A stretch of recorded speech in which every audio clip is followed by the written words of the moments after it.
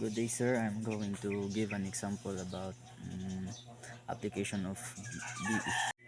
So in our application DE, our problem is radium decomposes at the rate proportional to the amount present. If the half time is 1600 years, find the percentage remaining after at the end of 200 years. So all we need to do is mode 36 because there's a word half time in our problem. In mode 36, it will be like this. Here is x, here is y. The x will represent time and the y represent the amount. Here the amount is 0, and then here is 100, and then here is 50.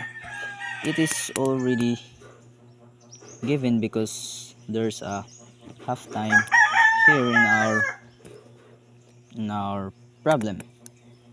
Then this one is 1600 given from our problem. Let's do this in our calculator.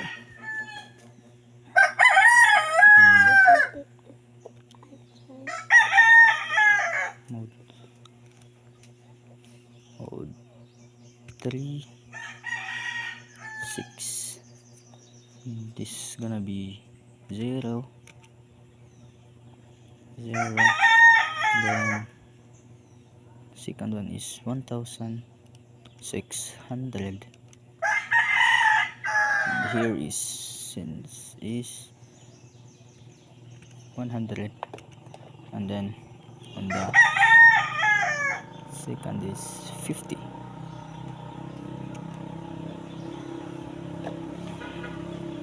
It says here from our mode 36 is in 0 time there's a 100% amount of alive, and then on after 1600 years there's only 50% is alive.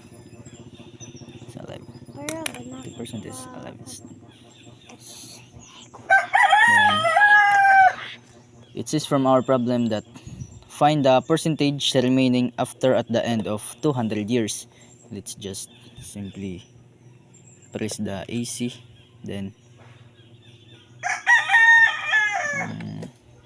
it says 200 years.